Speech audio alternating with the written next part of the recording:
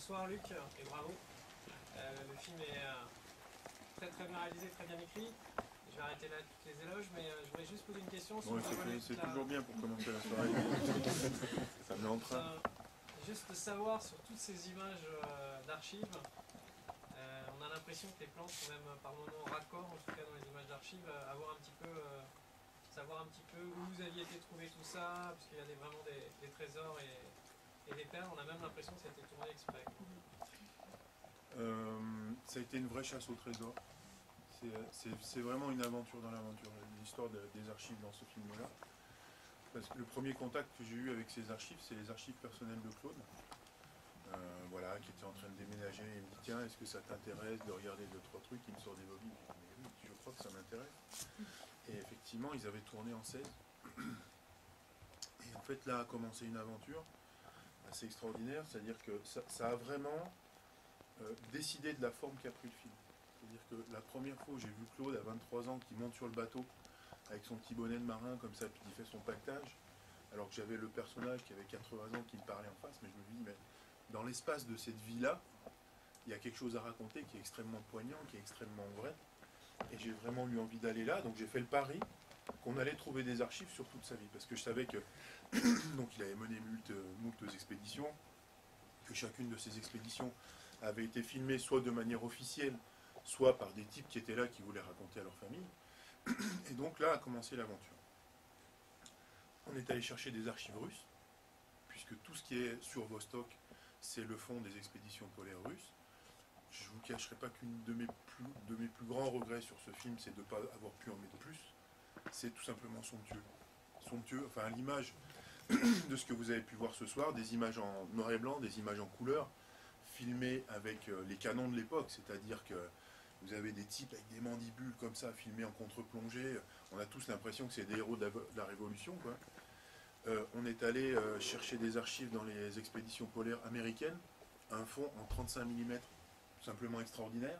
Alors il y a eu une espèce de biais, parce que quand ces images sont arrivées, c'était des copies qui étaient très dégradées. On a dit, voilà, qu'est-ce qu'on fait de ça, quoi. L'expé vaut quand même la peine. Quand on les voit au milieu des champs de crevasses, ça raconte quelque chose. Donc on les a montés presque par dépit, et quand on a vu arriver les originaux, qui étaient du pur 35 dans des qualités absolument sublimes, il y en avait des heures, et il y aurait aussi un film à faire là-dessus. Quant à l'aventure de Charcot, ils se sont filmés eux-mêmes, donc on a retrouvé énormément de choses, on a même retrouvé des bobines qui n'étaient pas développées, qu'on a fait développer. On était à l'Institut de glaciologie à Grenoble, qui nous dit, tiens, regardez, là sur l'étagère, il y a des trucs qui n'avaient jamais été développés. On a retrouvé des images de Claude en 62, enfin bref, etc. Et on est même allé chercher, on a vu que dans certaines situations, il y avait une deuxième caméra qui filmait, donc on s'est dit, tiens, qui c'est potentiellement? On a travaillé avec Claude, et on s'est livré vraiment à une enquête comme ça, et ça a été assez jubilatoire, je te remercie. Et jusqu'à 3 semaines avant la fin du montage, on a retrouvé des archives. Donc ça a vraiment été un truc assez extraordinaire. Et ce qui était intéressant là-dedans, c'était de jouer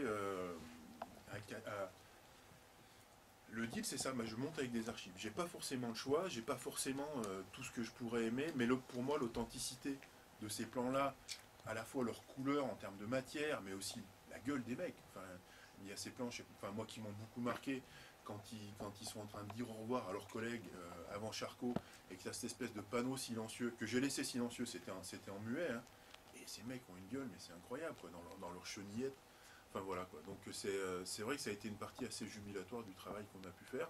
C'est sûr, avec des contraintes, c'est qu'on n'était jamais assez près d'eux, jamais assez sur le regard, jamais assez sur l'émotion d'une certaine manière, parce que c'était la plupart du temps, c'était des types qui n'étaient pas professionnels qui ont filmé ça.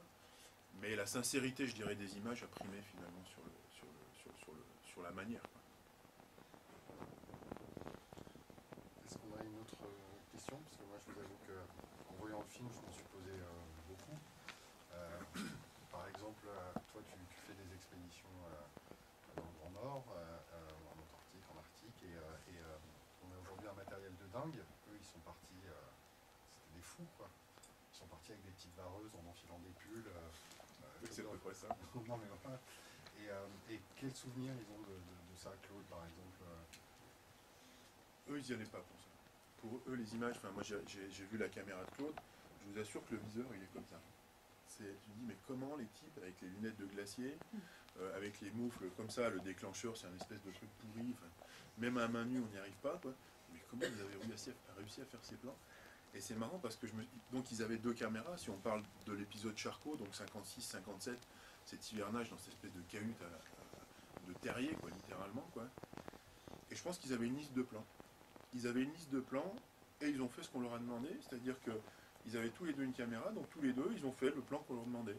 Et on voit les plans symétriques, ils ont juste changé leur position à table, mais c'est toujours. Donc il n'y avait pas beaucoup de créativité là-dedans. Ils ont filmé parce qu'on leur avait demandé, et puis entre-temps, ce qui les faisait vraiment triper, c'était faire de la science. Donc c'est presque par accident, ou en tout cas par nécessité politique, qu'ils ont fait ces images-là. Mais ils n'y ont pas investi plus de sentiments que ça au fond, quoi. Est-ce que vous avez des questions pour Luc, s'il vous plaît? Je voulais juste vous présenter François Pumier, qui travaille avec moi. Il va être ravi de monter avec moi sur scène, il adore ça. Pourquoi je vous présente François? Parce qu'il travaille sur toute la partie digitale du projet. C'est plus la partie philanthropique de White Touch, donc ça c'est tout le programme éducatif qu'on a pu faire. C'est François qui a conçu, créé, imaginé, réalisé éducationlaglaceaciel.com. Donc c'est aussi un volet, un volet important pour moi. Donc si vous avez des questions pour quelqu'un qui pratique le même langage que vous, je serais ravi de pouvoir vous le présenter davantage. Voilà. Tu peux nous en donner l'adresse? Je serais ravi de répondre à vos questions. Éducation.laglaceelciel.com. Je vous conseille ce site qui est d'une richesse incroyable. Donc, toute l'équipe de Wild Touch, l'association montée par Luc, a travaillé à la production de contenu pédagogique. Donc, tu peux nous parler. Tout à fait, grosso modo, ce site-là en fait va re-raconter l'histoire du film, mais en amenant tout un savoir pédagogique, tout un storytelling nouveau, autour de l'histoire de Claude et de l'histoire du changement climatique, bien évidemment. Donc c'est plein de grandes histoires. C'est l'histoire de Claude, c'est l'histoire des 800 000 ans du climat. Ce sont les histoires percées dans la glace, ce sont les histoires de l'atmosphère, comment fonctionne l'atmosphère. Donc on raconte là plein d'histoires, avec un fond pédagogique, plusieurs niveaux de lecture qui permettent à tout un chacun d'avoir un contenu relativement simple d'abord, et puis ensuite beaucoup plus fouillé ensuite pour comprendre qu'est-ce que l'atmosphère, qu'est-ce que le climat, qu'est-ce que le réchauffement climatique, quelles sont les conséquences du réchauffement climatique jusqu'au changement philosophique et de l'anthropocène, c'est comment on pense l'avenir de l'homme vis-à-vis de ce changement climatique. Voilà. Je vous enjoins d'aller voir ceci. Madame. Merci, Gérard Volontiers. Je suis journaliste, je travaille pour Place to Be, COP21, projet d'Anne-Sophie Novelle. Moi j'ai envie, à la suite de ce film, de vous interroger sur, voilà, le film il sort un mois avant quasiment le début de la COP. Quel regard vous, après ce travail, vous portez sur les négos? On le voit à la fin, moi je trouve que c'est assez émouvant quand on voit quand il est récompensé, on voit bien que c'est pas là le problème. Donc voilà un peu votre regard sur ces négos, enfin voilà, quand on remonte le fil de sa vie, on voit bien que voilà, quel regard vous portez là-dessus, et puis en quoi justement le fait de voir ce film pour vous, pour les enfants, pour des gens qui ne sont pas forcément sensibilisés à cette question, ça peut justement avoir un impact à un moment où on peut plus se permettre d'attendre et d'alerter sans agir. Beaucoup de choses à dire là. N'oubliez pas que ce film a été un film au long cours, c'est-à-dire qu'on a commencé il y a 4 ans. À une époque où on n'en était encore pas là, je dirais, de la prise de conscience. On parlait déjà du GIEC évidemment, mais on ne parlait pas forcément des différentes COP qui se sont succédées. On parlait surtout d'un retentissant échec qui s'appelait Copenhague, avec une société civile, des ONG qui étaient sonnées littéralement.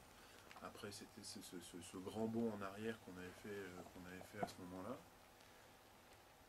Donc, l'idée pour moi, c'était pas une fois encore jongler avec les concepts de réchauffement climatique. Je pense que tout le monde, ceux qui ont envie de savoir, savent maintenant. Ceux qui n'ont pas envie ne savent pas, et ils n'ont pas envie de savoir. Donc, très bien, comme ça on sait où sont les différentes divisions, les différents corps d'armée. Moi, ce qui m'importait, c'était ramener le témoignage de Lorius. Pour moi, Claude, c'est un personnage historique, avec un grand H, qui, à travers une existence extraordinaire, a vécu un moment charnière dans l'histoire de l'humanité, c'est-à-dire un changement de paradigme. Claude y part à la grande époque du progrès. Le progrès est littéralement Dieu quand Claude part.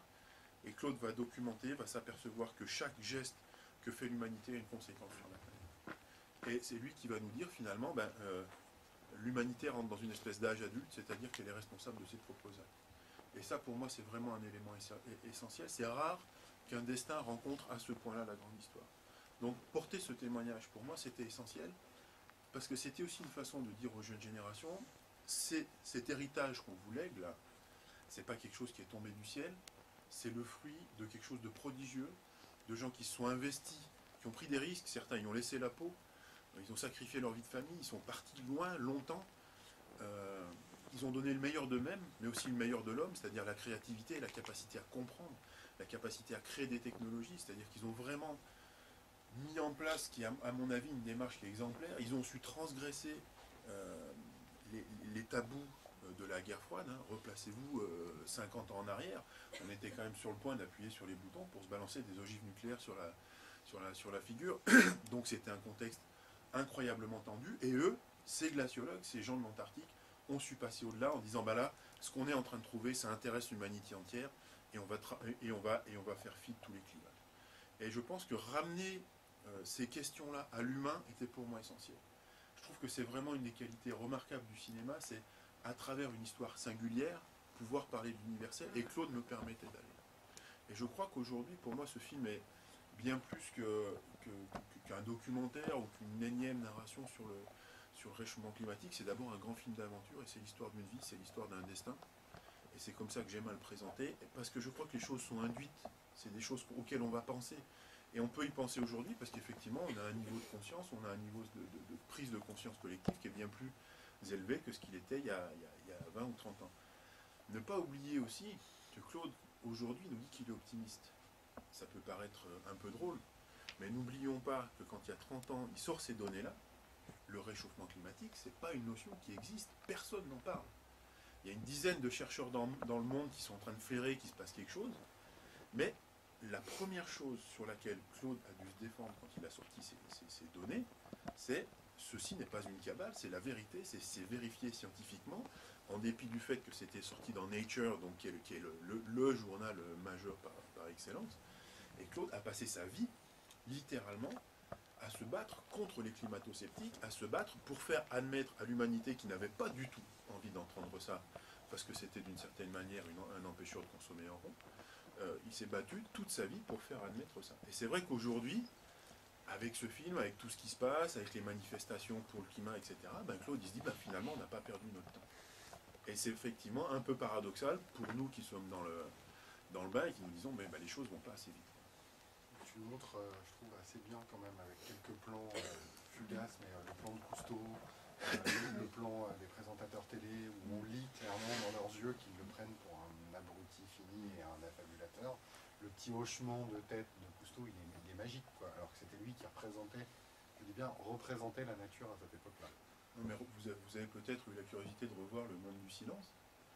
C'est parfaitement regardable aujourd'hui. C'est d'une violence, éthiquement c'est insupportable. On les voit massacrer des requins, il y a un petit cachalot qui passe dans les... on dit, mais comment ce truc, il y a eu un Oscar, la Palme d'Or, comment Cousteau... Mais c'est parce que c'était comme ça. C'est comme ça qu'on voyait la nature, c'est comme ça qu'on voyait les choses à ce moment-là. Et le fait que Cousteau soit climato-sceptique, on ne peut pas lui faire un procès en déni de nature, mais pour lui c'était bullshit, quoi. Ça n'existait pas, c'était un phénomène naturel. Et il a fallu convaincre ces gens-là en premier. Et c'est vraiment le boulot qu'a fait Lorius et d'autres. Et c'est assez remarquable, mais on a du mal à se mettre dans cette situation psychologique aujourd'hui. Messieurs, dames, Anna, Il y a une question très simple. Je voulais savoir comment est-ce que vous avez découvert le personnage de Claude Lorius et qu'est-ce qui vous avait vraiment motivé à faire ce film. Si je voulais résumer, je dirais que c'était un coup de cœur. J'ai rencontré Claude un peu par hasard, un soir où je traînais à Paris. En plus, j'habite pas à Paris, donc je suis pas souvent là le soir. Et on me dit, tiens, il y a Lorius qui présente son bouquin La Maison de la Géographie. Donc je vais là-bas, on commence à discuter, et c'est vrai qu'on avait plein de choses à partager, parce que moi, quand j'étais étudiant, Donc je travaillais en Antarctique, Claude était le boss des expéditions polaires françaises, donc pour moi Lorius c'était le patron, quoi, tout simplement. Et on tombe dans les bras l'un de l'autre. Vraiment, on se retrouve, on s'aperçoit qu'on a eu une vie un peu similaire à 40 ans d'écart, avec des circonstances un peu troublantes. Et il commence à me raconter sa vie, commence à me raconter son aventure. Et c'est un moment où il est extrêmement fragile. Il est malade, ça va pas bien, il est vraiment... Et plus je l'entends raconter les choses, plus je me dis, oula, mais là il y a un truc génial. Et puis plus je me dis, mais attends, demain ça se trouve ce type il est plus là. Et je me dis, je peux pas laisser perdre ce témoignage. C'est pas possible, je pourrais pas imaginer demain me dire, tiens, dans la nécro, Lorius a disparu. Bon. Et donc j'ai une espèce de réaction intuitive comme ça, je sollicite quelques collègues, et on fait 10 jours d'interview. On le met dans un studio, on l'éclaire bien, on met du bon son, etc.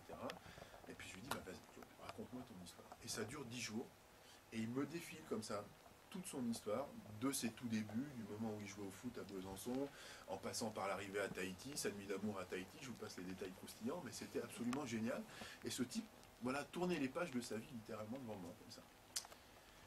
Et à l'issue de ça, je ne sais plus comment on en arrive à ça dans la conversation, il me dit, j'aurai 80 ans dans 2 mois. Je dis, attends Claude, tes 80 ans, on va aller les faire en Antarctique. Et on se démerde et on arrive à trouver des places sur un bateau et on se retrouve 2 mois plus tard, effectivement en péninsule antarctique. Et donc avec une petite équipe, avec un peu de son, un peu d'image, etc. Et là d'un seul coup, je vois Claude, personnage incroyablement à l'aise là-dedans, ravi d'être ici parce que l'Antarctique ça passe jamais en fait, ce goût-là en tout cas. Et je vois la résonance du personnage avec le paysage dans lequel il est. Je vois aussi sa pudeur. C'est-à-dire que j'ai jamais entendu Claude se plaindre, j'ai jamais entendu dire ça fait chier, ils m'ont pas entendu, ça fait. Et j'ai trouvé que dans cette retenue, dans cette émotion intérieure qu'il avait, il y avait une force incroyable. Et j'ai dit effectivement le film il est là. Il faut raconter l'histoire de ce type qui se penche sur son passé, qui va faire un voyage presque imaginaire autour du monde, qui va retourner voir 30 ans plus tard ce qui s'est effectivement passé, et qui va dérouler le film de sa vie comme ça sur nous, et le film est parti comme ça.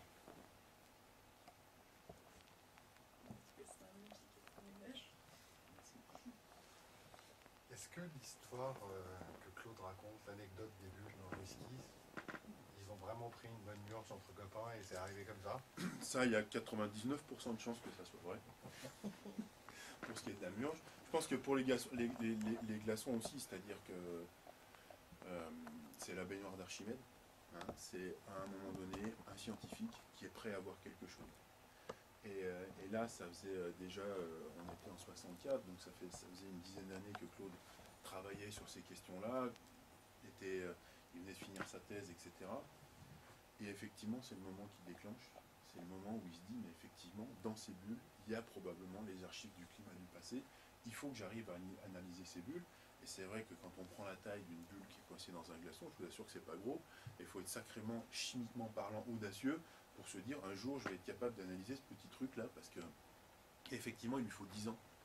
Il lui faut 10 ans pour y arriver, avec des équipes incroyablement pointues, des gens extraordinaires, parce que évidemment quand on commence à vouloir extraire cette glace, même sous vide, elle se mélange à l'eau, elle crée de l'acide, etc. Je vous passe les détails, mais c'est une tannée absolue avant d'arriver à trouver une méthodologie.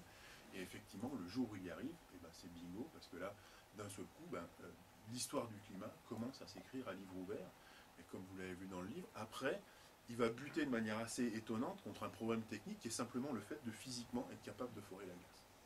Et ça c'est encore un problème aujourd'hui, c'est-à-dire qu'on était sur la base russe de Vostok avec des carottiers, on coince encore des carottiers dans des puits de forage, parce que la glace est très plastique, c'est vraiment un matériau compliqué à forer, et on continue à perdre des mois et des années de forage, tout simplement parce qu'on ne sait pas extraire les carottiers. Donc ça, c'est aussi une aventure en tant que telle, mais oui, je pense que l'anecdote est avérée en tout cas. Merci.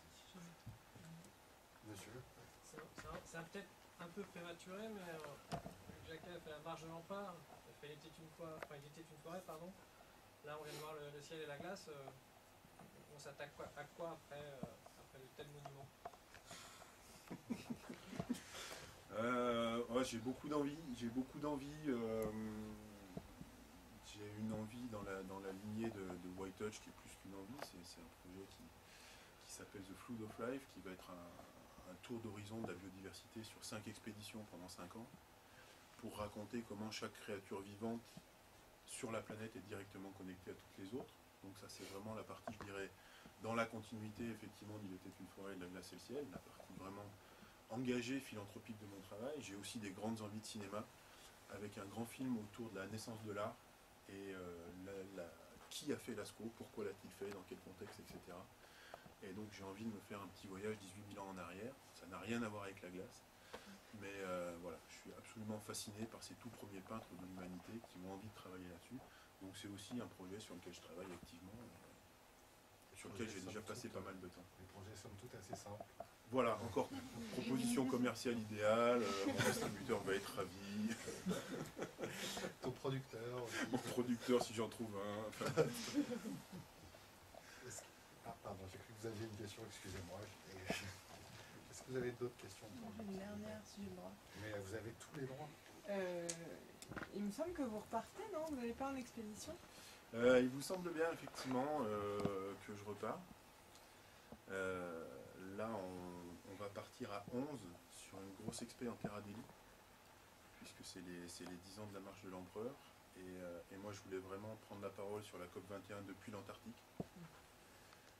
Parce que c'est de là-bas que l'alerte climatique est venue. Et j'ai évidemment une relation historique avec ce continent qui me fascine.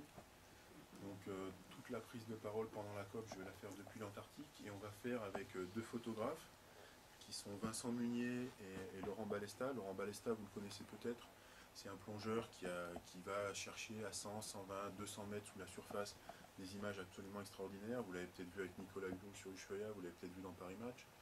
Et sur la surface, on va travailler avec quelqu'un qui s'appelle Vincent Munier, qui est un des 10 meilleurs photographes animaliers au monde, qui est dans le team privilégié Nikon. Et donc tous les soirs, on va envoyer une nouvelle photo depuis l'Antarctique, depuis la COP, qui sera vraisemblablement, je touche du bois, projetée sur les tours de la BNF à Paris, et peut-être dans d'autres endroits dans le monde. Une grosse expérience immersive, peut-être que François tu peux nous en parler aussi, c'est-à-dire qu'on va partir, moi j'ai envie de me confronter à cette écriture de l'Oculus, de la VR, donc on part aussi avec ça, pour travailler sur le son, pour travailler sur l'image, pour voir comment on peut ramener de la narration sur ces technos-là. Donc là c'est vraiment de la recherche et développement pur, mais c'est aussi l'opportunité de raconter l'Antarctique d'une manière qu'on n'a encore jamais, à mon sens, explorée. Donc effectivement une mission très conséquente de 2 mois, novembre-décembre, et on sera de retour début janvier si tout va bien. Donc effectivement, en digital, on rattrape un tout petit peu. En digital, on va avoir 3 grandes phases. C'est un grand projet digital. Vous allez pouvoir suivre à partir du 10 novembre. Donc les équipes vont arriver là-bas à peu près opérationnelles 6, 7, 8, comme dit là-bas, météo permettante. Voilà, tout dépendra un petit peu de la météo. 2 jours après, on rattrape. Nous, on amène tout le matériel satellite là-bas pour envoyer les images en direct, les vidéos en direct. Donc il va y avoir un site Wild Touch qui sera dédié à l'expédition, où tous les jours en direct, on aura des ressentis des explorateurs qui vont nous envoyer tous les jours des vidéos, des courts formats, des longs formats de 2 minutes 30, où ils vont nous expliquer ce qu'ils vont voir, ce qu'ils vont essayer de comprendre de la science là-bas, de l'avancée de la science aussi en Antarctique. Donc ça c'est une première version qui va durer 40 jours, vraiment en direct de l'Antarctique. Ensuite on aura une version 2 où on va travailler en 360 sur des expériences desktop et mobile, en cardboard, où les équipes qui vont être là-bas, donc les 11 personnes qui vont être là-bas, vont tourner des plans 360, on a écrit des scénarios qui vont permettre de revivre, en tant qu'utilisateurs, qui vont permettre de revivre un petit peu les impressions qu'ils vont avoir. Et puis effectivement une 3e version encore derrière qui sera en Oculus, qu'on aura tourné spécialement pour Oculus, réalisé par voilà, les différentes personnes qui vont être là-bas. On va avoir des scénarios complètement immersifs en Oculus pour vivre entièrement leur expédition en Antarctique. Voilà. On a un grand projet digital d'1 année entière qui va aller de novembre 2015 à novembre 2016, en passant par toutes ces phases. Premier temps direct, 2e temps desktop et mobile, 3e temps Oculus. Tout ça, c'est sur le site Wild Touch. Vous trouverez tout ça sur le site Wild Touch avec des sites, un grand site dédié à l'expédition pendant toute une année. Oui. Une dernière question, bonjour. Marion, je suis bénévole au sein des Climate Leaders de l'association d'Al Gore. Et en fait, ce qui m'a choqué dans votre film, enfin, dans le sens positif, c'est qu'on voit que l'équilibre de la planète depuis des centaines de milliers d'années, enfin, c'est quand même sur une fourchette qui est très mince, c'est-à-dire c'est toujours plus ou moins 5 degrés, plus ou moins 120 mètres d'eau, plus ou moins tel ppm de carbone. Et la question qui me vient, c'est est-ce que c'est pas utopiste de croire qu'on peut encore arrêter les choses? Parce que quand on voit la vitesse avec laquelle on a explosé le plafond, est-ce que c'est pas trop tard en fait? Est-ce que c'est pas utopiste de croire qu'on peut faire... Donc là, on a deux choix. C'est bon, on se fait sauter le caisson. Ouais. Ou on essaye de faire quelque chose. À la sortie. Moi, étant d'un naturel plutôt optimiste, je vais essayer de faire quelque chose. Moi, je crois que là, on a vraiment un précédent en tant qu'espèce. Et là, c'est un peu le biologiste qui parle, même plus qu'un peu. Je crois que c'est la première fois dans l'histoire de l'évolution qu'une espèce a dans les mains le sens de sa destinée. On s'appelle Homo sapiens sapiens, donc on est prétendument intelligent. Donc j'ai bon espoir que ça se concrétise un jour. Et je crois que chaque fois que l'humanité, et ça rejoint ce que dit un peu Lorius, chaque fois que l'humanité a été confrontée à des choses qui la dépassaient, elle s'est sublimée quelque part. Alors, après, ça va être à nous de choisir à quel point on a envie d'être sublimé. Parce que c'est vrai que si on s'arrête maintenant, ça va être compliqué. Si on s'arrête dans 20 ans, ça va être bien plus compliqué. Et un peu plus tard, ça va être encore plus compliqué. Donc, moi, voilà, j'ai 47 balais, j'ai 3 enfants. Je ne peux pas imaginer laisser un monde en perdition à mes enfants. Quand je fais des avant-premières, que j'ai des parterres d'enfants dans la salle qui sont extrêmement concernés, qui sont extrêmement conscients de tout ça, qui récupèrent cet héritage en disant, ben voilà, quand on mange, on ne sait pas si on s'empoisonne ou pas, quand on respire, au moins on est sûr qu'on s'empoisonne, et quand on boit de l'eau, on ne sait pas quelle est sa qualité, et avec le réchauffement climatique, on ne sait pas ce qu'on va devenir. C'est assez génial de penser qu'on commence à la vie à 7 ans quand on a déjà ça à l'esprit. Donc moi je pense qu'aujourd'hui, notre rôle, notre devoir moral, c'est de les aider à comprendre. C'est quoi ces notions qui sont complexes, qui nous dépassent, et surtout de faire de sorte de leur donner envie de se mobiliser. Et c'est vrai que des exemples comme Lorius sont des gens qui sont intéressants, parce qu'ils ont su se surpasser, ils ont su aller au bout d'eux-mêmes, ils ont su être solidaires, ils ont su être géniaux quelque part, et je crois que la solution, elle tient là-dedans.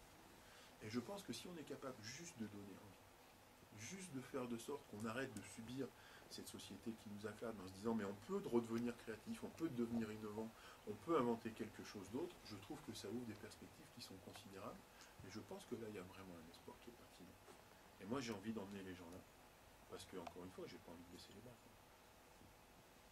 Si tu me permets d'ajouter un chouïa à ce discours, ce qui est formidable, c'est que le film de Luc et le discours de Luc sont limpides, il n'y a pas de punition ou de fatalisme, il y a juste une envie de donner envie. Et je crois que toutes ces questions-là, quand on les aborde dans leur ensemble, elles font peur. Enfin, moi je sais que pendant des années, c'était des sujets qui m'ont paralysé. Et le tableau s'éclaire un petit peu quand on comprend qu'il suffit de faire sa part. Et chacun à son niveau, faire son petit écho, sa part dans l'aventure, et participer avec ses petits moyens à une action globale, ben c'est ça la solution. C'est sûr que si on s'attaque au problème dans son intégralité tout seul, on est dépassé. Mais si vous changez de perspective et vous dites que chacun dans votre vie, vous faites les petites choses du quotidien ou les petits engagements professionnels et moraux qui vont bien, bah, si on fait tous notre part, c'est plus un vrai problème en fait. Oh, mais vous prêchez une convaincue. Moi, Je sais. Je fais ma part, mais c'est que je vois tellement de gens qui font pas la leur que des fois, je suis plus aussi optimiste que vous. Mais c'est bien, vous m'avez redonné la foi. Est-ce qu'on a d'autres questions pour Luc, s'il vous plaît? Moi j'ai une question technique. Il y a beaucoup de plans où on voit Claude plonger au milieu de la nature et on voit pas de traces de pas dans la neige, où on voit à des endroits qui sont complètement inaccessibles. Donc je me demande comment vous avez fait pour faire ces plans. Le parachutage. C'est pas compliqué. Donc à 82 ans il a fait du parachute. Non, si vous faites allusion au plan de fin, on a effacé les traces tout simplement. Mais il y a plein de situations, on s'est débrouillé pour tout simplement pas faire des traces dans la neige. J'ai un petit peu l'habitude de travailler dans la neige, donc je subis les traces de pas sur un plateau de manière récurrente depuis quelques dizaines d'années. Mais Donc c'est quoi les techniques justement pour effacer les bah, traces? vous pouvez pas effacer des traces dans la nuit. C'est-à-dire que vous vous débrouillez pour avoir des choses en contrebas, des chemins creux, des choses comme ça, avec une position de caméra qui vous permet de faire ça. Voilà, on y arrive. Hein. Et puis c'est voilà, c'est des installations caméra qui vous permettent de bouger au fur et à mesure que vous faites des pas. C'est assez bête au fond, c'est assez simple, c'est juste un peu de temps. Mais je me permettrai de souligner quand même la vaillance de Claude. Vous avez vu, on a été le percher, et il était toujours partant. C'est-à-dire que je crois qu'on lui a littéralement donné une deuxième jeunesse, et je crois qu'il n'y a rien qui l'excitait autant quand on disait tiens, la falaise là-bas, Claude, ça serait pas mal. Ouais, on y va. Bon, attends, Claude, on va t'aider. Et c'est ce qui a été assez prodigieux dans l'expérience de ce tournage-là, c'est que c'est quelqu'un qui a été un chef d'expédition pendant toute sa vie, qui a été un leader, qui a vécu dans cette ambiance de réaliser l'impossible finalement. Et à 80 ans, on lui a vraiment offert un espèce de camp de vacances génial en disant bah, tiens Claude, après-demain on va partir en Polynésie, après on va aller au Portugal, et puis on va aller. Et puis tu vas voir, tout va être encore plus compliqué que d'habitude, etc. Il a adoré ça. Oui. Est-ce que sa famille et lui-même ont vu le film et qu'est-ce qu'ils en ont pensé? Bien sûr. Enfin, je ne pouvais pas imaginer montrer le film à la première personne qui l'a vu, c'est lui évidemment, y compris dans des étapes de montage, parce que il m'a quand même confié implicitement sa postérité dans les mains. Moi je lui dis ben effectivement je vais te tendre un miroir, mais ce miroir il ne sera pas objectif. Il passe par ma façon de te voir et ma propre subjectivité, donc il était important pour moi qu'on ait un espèce de feedback comme ça. Il était hyper ému, c'est le moins qu'on puisse dire, parce qu'on a retrouvé des images dont il ignorait même l'existence. Et puis je crois que, je ne sais pas l'effet que ça me fera, mais si à 80 ans je vois ma vie défiler comme ça, je pense que ça doit faire effectivement un peu bizarre. Donc je l'ai aussi ménagé par rapport à ça, pour pas que ça lui fasse un choc trop important. Et effectivement, j'ai souhaité très vite que ses enfants puissent voir le film. Ben, tout simplement pour appréhender ça, c'est pas à vous que j'apprendrai ça. Le cinéma, ça peut être violent, ça peut être étonnant dans ses réactions. Donc pour moi, il était indispensable que tout son cercle familial puisse suivre le processus de création, pas se sentir démuni ou dépassé par ça. Et vous avez eu des réactions particulières de la famille? Des ressentis sur son absence, sur des gens, enfin des paroles qui se sont... Moi je suis pas allé là, mais je sais que ça a déclenché ça. Je sais que ça a déclenché ça parce que je pense que ça c'est un vécu difficile pour Claude, que d'avoir été aussi absent. Et c'est pas moi qui vais dire le contraire. Et je crois qu'il y a effectivement eu j'ose pas dire des catharsis, mais en tout cas il s'est passé des choses à ce moment-là. Ils se sont dit des choses à ce moment-là. Et c'est vrai que Claude est à un moment de sa vie où il retrouve beaucoup ses enfants. Et je pense qu'effectivement le film c'est pas neutre dans l'histoire familiale.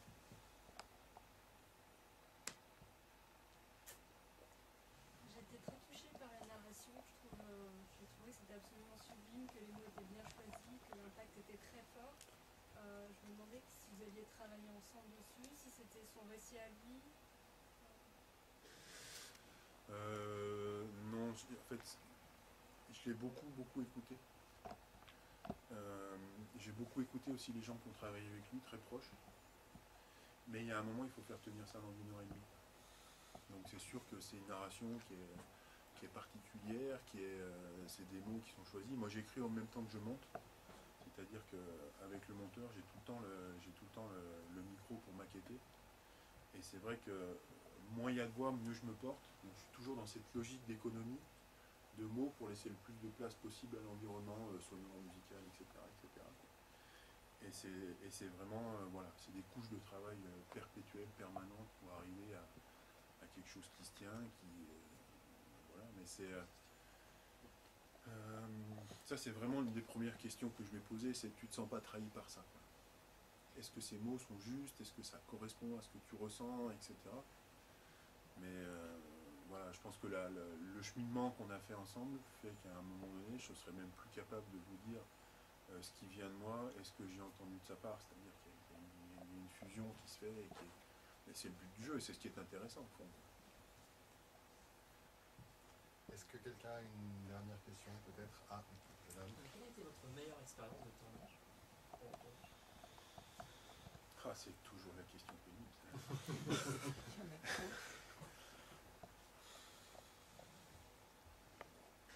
Ça. Je pense que le premier voyage qu'on a fait ensemble en Antarctique était particulièrement émouvant. Sur plein d'aspects, sur plein de plans, c'est sûr que c'était quelque chose. Mais je pense que pour moi, ma meilleure expérience, c'est le moment où on met le pied sur le tapis rouge à Cannes. Et j'ai Claude qui tremble comme une feuille, comme ça. Et je me dis, ben voilà, enfin c'est fait, quoi. Ce type qui a été ignoré par la postérité, qui a été un peu méprisé par l'histoire, il a enfin son moment de gloire.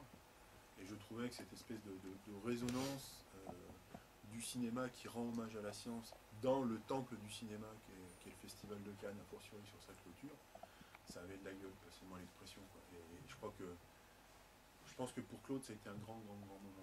Et le fait de pouvoir offrir ça à quelqu'un, je vous assure que c'est le plus beau des cadeaux. C'est vrai que ça avait été.